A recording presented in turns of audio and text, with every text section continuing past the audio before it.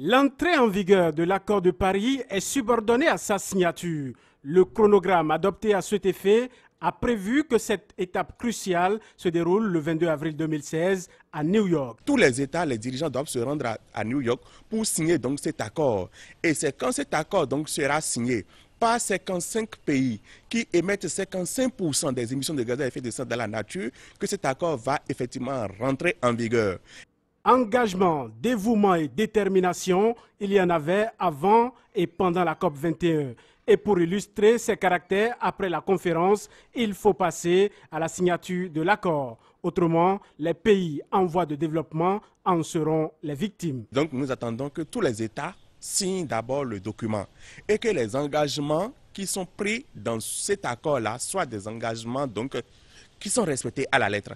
Parce que si on ne fait rien, si nous ne réduisons pas nos émissions, nous allons subir encore pendant très longtemps les conséquences des changements climatiques. Et nous en subissons déjà aujourd'hui. Vous voyez comment est-ce que nous ressentons la chaleur aujourd'hui. Vous voyez que nous sommes là en avril, alors que chez nous au Bénin, en tout cas dans le sud, les pluies débutent en mars, mais aujourd'hui, les pluies tardent à commencer. Et quand elles commencent même, elles s'arrêtent très tôt. Et quand le producteur n'a plus le repère, et que le producteur se lance dans les activités champêtres, et que la pluie s'arrête, c'est les dégâts qui surviennent. C'est les cultures qui ne sont donc pas arrivées à maturation, et c'est donc la famine qui s'installe. Et pour que l'accord entre véritablement en vigueur, les 55 pays qui émettent 55% des gaz à effet de serre doivent honorer ce rendez-vous de leur présence et apposer leur signature. Ceci permettra d'accompagner les pays en voie de développement dans les processus d'atténuation ou d'adaptation. Tant que 55 pays qui émettent 55% des émissions de gaz à effet de serre